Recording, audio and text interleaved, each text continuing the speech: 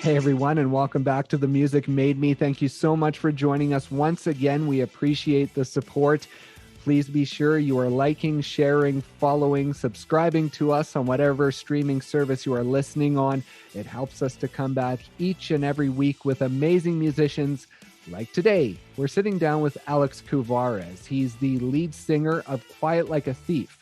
The band formed in late 2019, and they spent 2020 navigating the pandemic and also the death of Alex's dad, who passed away from complications due to COVID. Now, Alex turned it into a bit of a positive, writing a song and shooting a video in honor of his dad. It was an emotional journey and also very inspiring. So please enjoy our conversation with Alex Kouvaris of Quiet Like a Thief. How are things? You guys just dropped a new song. We did. It's titled Window Pane, and so far so good. We've gotten a lot of good feedback. It's been featured on numerous musical websites, and then just other people that are finding the song for the first time online. You know, they've been digging the track and adding it, so it's been great, and we're definitely happy about it. Yeah, it's got to feel pretty good as a new band, right? Only having a couple of songs out and getting that traction right off the start. Yeah, absolutely. I think, you know, with Ryan and I's past experience with bands, especially with Ryan, he has a solid music business background. I think just the two of us really went hard right at the bat. We made sure that we were everywhere, and we took advantage of all and any outlet that was, you know, available to us, and I think that really helped us grow the fan base we have now, new and existing fans from old bands. But I think it paid off, and now we're starting to see retention and people keeping up with new releases and commenting, and it's been great. It's been really good. Nice. And when did you and Ryan come together? Have you guys known each other for a while?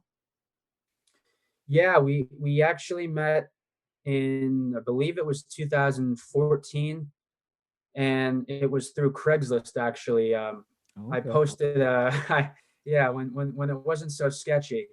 Um, uh, I posted an ad on Craigslist, and at the time, you know, I was a drummer. I was playing drums anyway, and I said, you know, looking for a band, pop punk. These are my influences. You know, I listed my experience and what I was looking for. And not too long after, I'd say about a week after, I heard from the band Boundary Lines, and Ryan was in it. He was the bass player, and ever since we've been great friends. You know, we have the same goals, we have the same mindset, same vision.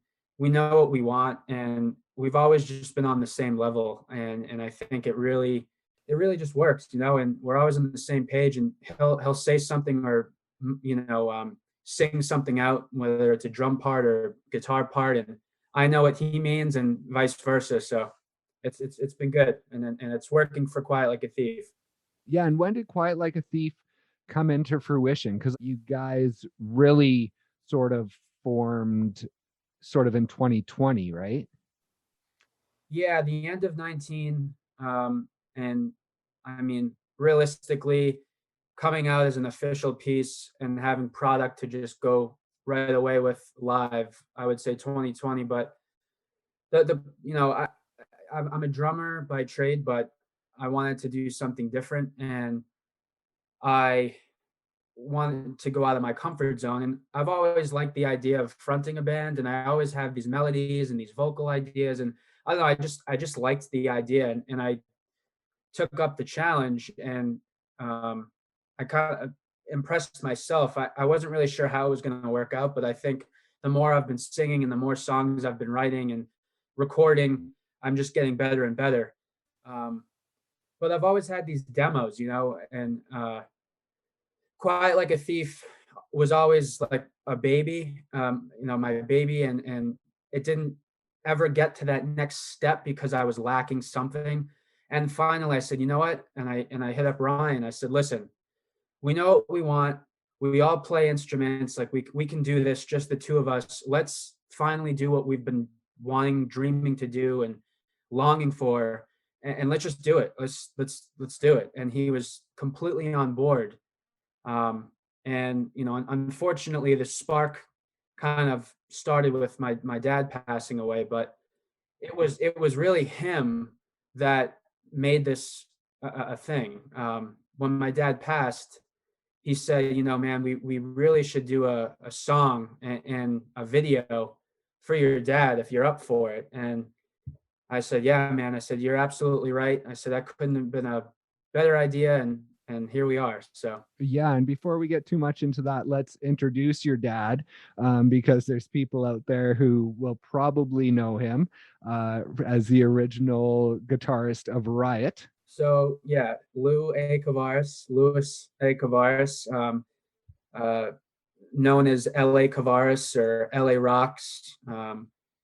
He was born in Greece, moved to New York with his family, and was playing the axe, playing the guitar ever since he was a kid. Loved the idea of being a musician. Super talented guitarist and individual. And living in Queens, he was in gigging bands and being so talented as he was. And back then, just talent was recognized as talent. That was all it was back then. Um, his name started getting around, and he was in a couple of uh, successful local bands and like out of New York in the tri-state area, and eventually landed the gig with Riot. And from there, they just blew up, and he toured with some significant acts, including Journey, a band called Lions. He was a very personable guy too, so I think everyone liked him, and he was just like I said. I can't stress it enough how talented he was. So that really got him to where he was, and the band blew up. I mean, he was huge, and they still are in Japan, Europe, Australia, even. And obviously the United States. But I really think Japan and like Germany and Greece, those were like hot spots for Riot. Right. And when you came along, when you were born, he was more on the producing side of things, right? He was. He he took a break, started a family. I came along, and kind of to keep up with his chops, he was doing cover gigging bands and recording engineering. And he had a recording studio in the basement of his house. So he was always involved with music. I think he stepped away from the spotlight for a while, having me, and then working full time in sales. And um, you know, he put that on the back burner. But before he passed, he was getting that second chance with Riot Act. And so when you were born, since he was sort of away from the music, was music still a big part of his life and therefore a big part of your life from a really early age? Yes, as early as I can remember, my dad had a guitar, or there was a guitar in the room, or he was something was going on that had to do with music. And I obviously grew up with a lot of classic rock, like the Rolling Stones, Aerosmith, Kiss, Doobie Brothers, um, Led Zeppelin, and he definitely exposed me to it. So he's certainly responsible for my music backgrounds, but never forced me. Never forced me. And one day I was about 4 or 5 years old, and they were playing a Led Zeppelin song in the basement. And in this basement of a family friend, there was a drum kit. And my dad sat me down and he plopped me on it. And I started keeping up with the beat. And my dad kind of like looked like, whoa, like you're actually keeping the beat. And from there, it was, the rest is history. I played drums for forever, ever since 5, 6 years old. Right. So you were more of a drummer. Did he ever plop the guitar in your hands, or were you more drawn to the drums? Definitely drums. Definitely drums. In my later years, I picked up the guitar, and self-taught, um, myself, but definitely, definitely drums. I was all about it, even all through high school and outside of high school. When I moved to New York, to live with him for a while, just to kind of, because I was with my mom, basically my whole life, and wanted to pursue music. So I said, what's better than New York City? So I moved to Long Island because we were about a 40-minute commute to the city, and yeah, I know, in and out of multiple bands, being a drummer and touring and playing some pretty significant shows as openers, and a lot of cool stories and experience that I got from all of that. And you say your dad never pushed you into music at all, but do you think that you sort of gravitated towards a career in music to sort of build that connection with your dad? Was that sort of how you had a connection with him in that way? Yeah, I think that was one of our most strongest bonds, other than being just close, as a family. But we definitely bonded over that a lot. I looked up to him, musically a lot, and asked for his advice. And I was definitely more on the rebellious side as my early adult years, 18, 19. I didn't always like what I heard, but he was just speaking from experience. And man, do I appreciate that more than ever now. And he was always right, for most things. But yeah, I mean, it was, uh, definitely a bond we had, and I would always be excited to show him our newest song, and would love to hear what he had to say, and then he'd show me his stuff, and it was great. And even just going to concerts together, that was just always something we shared, and playing gigs. He would be in a cover band gigging around, and I'd be a guest drummer for a couple of songs, and that would be our way of bonding. Like some go fishing or some go on a hike, and that was our little tradition. And what age were you when you were gigging with him? The first time I ever appeared on a stage with him was, I think I was like 8 years old, 8, 9 years old, and I got up for the very last song, and they had just played 3 sets at this place called Singleton's, on Long Island, and like 3 hours worth of stuff, and they had like 2 breaks in between the sets. And I got on stage. I get on stage and I play this song like Louie Louie, or uh, a Beatles song, and like just blew the house down. Like everyone was cheering, standing up. It was like nothing they did mattered, just that last song, because I was so young, and at the time, was impressive for my age. It's this little boy gets on stage, and they're kind of like, oh, they think nothing of it, but I definitely could play, and that's I think that's where I really, um, knew drumming and being a drummer was what I was meant to do. I was good at it, and I kept going, and my dad never pushed me. It was me that wanted to, and he just provided, unlimited support for it. So I'm grateful and thankful for that.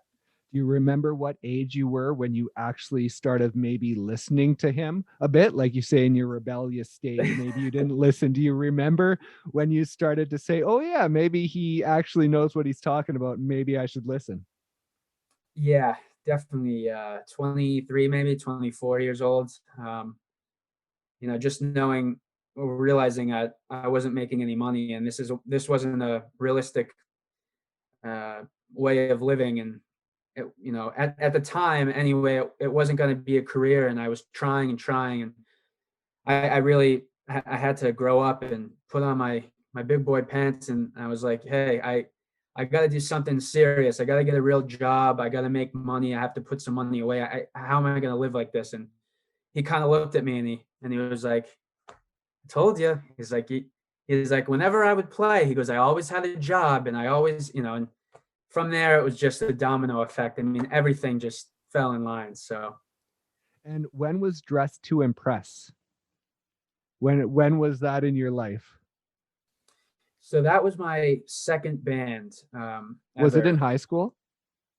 No, no. So that was my second real band, where we were playing shows, rehearsing, recording, putting out, music, selling music. It almost sounds like a boy band, but because you had the two in the middle was an actual two, that Yes. Oh God. Oh man, I know. It was it was boy bandish. I mean, we were really dressing the part too. And no pun intended. It's like, from the super skinny jeans to the like spiked up hair and the low cut shirts. I mean, we were definitely trying to look the part and fit into the scene of that time, which was like Warp Tour, and like I'm trying to think of bands that would like All Time Low, like just the straightened hair, like dyed hair, and the wristband, like the rubber wristbands from like your like people like clothing lines and stuff. It was oh man. I look back sometimes, I'm like, what the hell was I thinking? Oh, you got to Yeah, make those mistakes, right? you gotta, yeah. So all the way along, you've had some day jobs, obviously, to pay bills, but have you always been in a band? Has there been a stretch where you weren't in a band? Yeah, from when I left New York, it was that uh, when I came to and realized I'm like I need to do something. I need to grow up. It started with leaving my most recent band, which was Boundary Lines, which is how I met Ryan. And um, I left New York and I came back to the Boston area. And I really didn't do much with music. I mean, I've always listened to music, that never stopped, but playing, I really didn't do anything. And I was depressed here and there. I missed it. I missed playing shows. I missed being in a band. But I would say from 2016-ish to the beginning of 2019, it was it was just a hiatus. Um, nothing, you know, nothing band wise. So then coming into thinking about starting Quiet Like a Thief, were you really focused on a career band rather than just going out to play music and get stuck in that cycle again? Yeah, yeah, definitely. And as I said before, I think both Ryan and I's experience um, through numerous bands and touring and all the mistakes we made and the issues we ran into and from the fights we've had with other bandmates and even things we've just disagreed on or whatever we've learned from.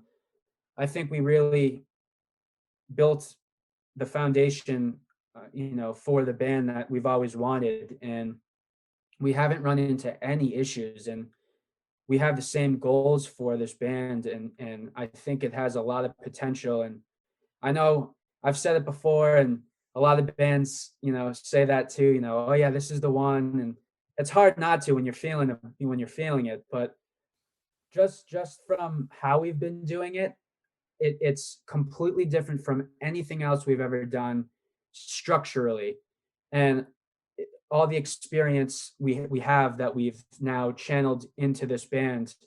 I really think we have a shot to at least get in front of a large audience and build a substantial fan base, this year. And the fact you made it through 2020 and still continue to be a band is a little incredible because you formed, like you say, at the end of 2019, and then 2020, all of a sudden everything closes down. So that one, as a band, as a new band who's trying to develop themselves, it could just be like, okay, what are we going to do? We can't do anything, so we might as well just go our separate ways. And then the second thing that happens is your dad passes away, and like what were you going through in that time, and how did you make it through it?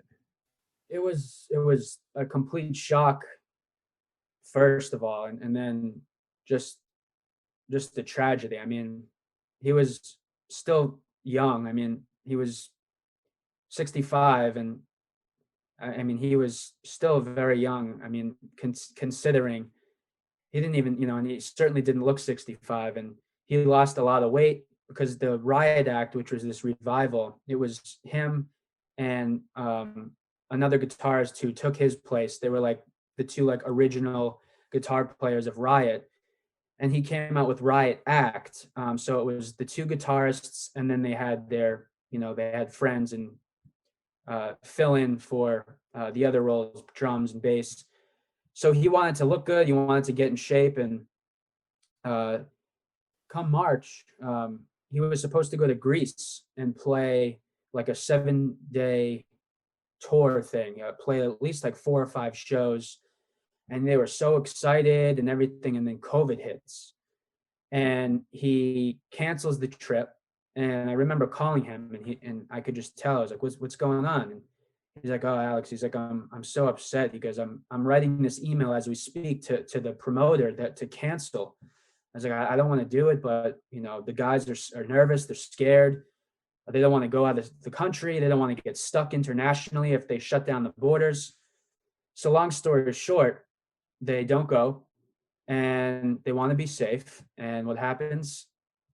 My dad catches COVID, and within, I don't know, a week and a half, that was it. It was done. It was kind of it was very ironic, to say the least. Stay home to be safe from COVID, and he gets COVID. I mean, it's just unbelievable. And um, that definitely, to answer your question, that definitely put a halt on things. I was ready to do Quiet Like a Thief, and then this happened. So we were already on a hiatus, and this just extended it. And it wasn't until, like Ryan came came to me and said, "Hey, we should do this song and video for my dad." We really got back into it. But um, I don't know. Sometimes I don't really know how I got through it.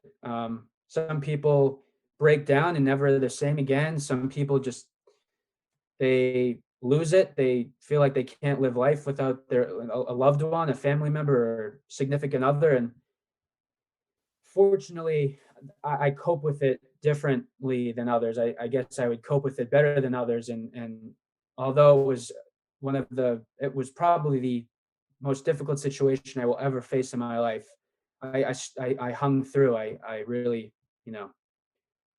stuck in there, hung in there, and music helped. Music is helping. It has helped, and you know, I couldn't be more passionate for music right now than I ever have been. So when Ryan came to you with the idea of writing the song, how long was that after your dad had passed, and what was your initial feeling on it? I was really upset. I mean, Did you want to do it? oh yeah, oh yeah, I definitely wanted to do it. It was it was something that had to be done, but it was almost like, wow, like I can't believe I'm actually doing this. Like I'm only 28, and here I am, about to write a song, and we're going to shoot a music video soon for my dad, who's no longer here. So uh, at first I was all about the idea, and then once I kind of sat down and I was like, all right, let's do this. I'm like, wow, like I just couldn't believe it. And it was really tough, really, really was tough. And lyrically, really tough. I mean, it's just, I said, if I'm going to do this, I have to do it from the bottom of my heart. And I just need to be fully emotion, full emotions, and raw when going into this. And then I think, I think it worked well. It's a depressing story, and it's unfortunate, but I think it touched a lot of people, and even if they didn't, someone lost someone not to COVID, it was still a way to cope with loss. And that was probably one of the best sources of feedback that I ever received, that we ever received, was when someone said, "Hey, I can relate, or this really helped me, with the loss I'm going through." And then I was just like, wow, like, this is why I've always done music. This is why I want to continue doing music. And it's people, or it's fans like that personally reach out to say, your song means a lot to them. So is there a line within the song that really gets you when you listen back to it? Because I'll tell you mine. When I listen to it, it's the line, "I got a call before the sunrise, knew it wasn't good as the tears filled up my eyes. The doctor told me that your heart was failing. The thought of losing you was such a crippling feeling." Like that, when I listen to the song, that just jumps out at me and just gets me for whatever reason. So is there a line within it for you that really gets you when you listen back? Yeah, there is, and that one I would say would probably come in second. Um, I really wouldn't wish that phone call upon anyone. Um, Horrible, horrible phone call to get, and it was like 6 in the morning, 6:20 in the morning. And uh, you know, when a hospital calls you that early, it's not good. But I would have to say, all I ever wanted was for you to go home. I said goodbye through a cell phone, um, because that's all I ever wanted, and I know he just wanted to go home. And he texted me before going into ICU, and he said, "I just want to let you know that I love you very, very much, and I hope to see you very, very soon. I'm working on it." And at the time, I didn't want to accept it, but I think back on it now, and even months after, and he knew. He knew. He knew he was going to go, and it's still. It's weird. I'm getting chills just right now, just thinking about it. But that was his kind of, that was it for me. That I didn't want to accept it at the time, but I did. So that's where the lyrics come from.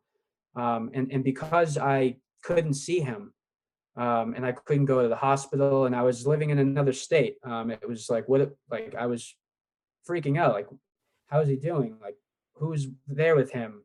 Is he being taken care of? Is he being attended to properly? And when I got that phone call, from the lyrics that stick out to you, the nurse said, "Listen, I know what you're going through. I have a loss as well.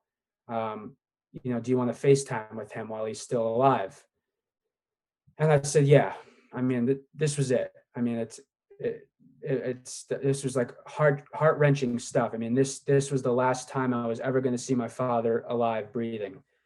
So she called me on FaceTime, and I broke down. I mean, I was a mess, and he was in a coma. He was in like a permanent coma. But I think he heard me. I'm sure he heard my voice. They always say, when you're in a coma like that, your brain is still working, you're still functioning. And I hope he heard me. I think he did. And I said goodbye to him, and that was it. That was that was it. And ended the FaceTime, and that was the last time. About 15 minutes later, 20 minutes later, because didn't want them to resuscitate. So I said, I don't want my dad suffering anymore, and I had to make the call. So that's where the lyrics come from. You know, I just wanted them to go home, and unfortunately, it didn't happen. So And what did it mean when the song was finished? Did you find it added some closure? yes, it did. It was the only closure anyone really got. And because he passed away, right when it was just becoming a thing, and New York was becoming a hotspot, he didn't have a wake, he didn't have a funeral, and we had a ceremony on Zoom, just as we're doing right now. And um, he deserves so much more than that. And obviously, if COVID wasn't a thing, he'd still be here. But it is what it is. And I said this was second to best. And I think a lot of people found some comfort in it, and I certainly have. And it's a music video that I'll have forever, and I can cherish forever. And it's a song. It's music, and that's probably one of the strongest bonds I had with my dad. And what did it mean to have the guitar there in the video? Oh man, that thing has been played all over the country and internationally, and such an iconic piece for my dad and anyone who knows him and is a fan of him and has been following him. I mean, that's him. That's his guitar. So when I say I felt like he was gonna walk out from the back, I mean the whole band did. It was just, and the way they did it, they had the haze going, the fog machine, and the spotlight going. I mean, it was surreal. I mean, he was there, and I know he was with me the entire music shoot, the video shoot. So was that almost like having a funeral then? Yes. Yep.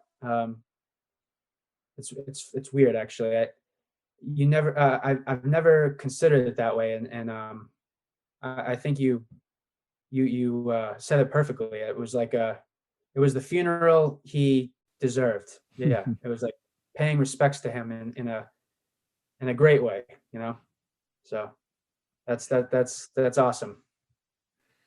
And it's funny because you say he never, pushed you into music. He supported you along the way, but now going into Quiet Like a Thief, in death, he has supported your career because he allowed you to write this song and allowed you to lift this band up to where it is, right? In the last couple of months.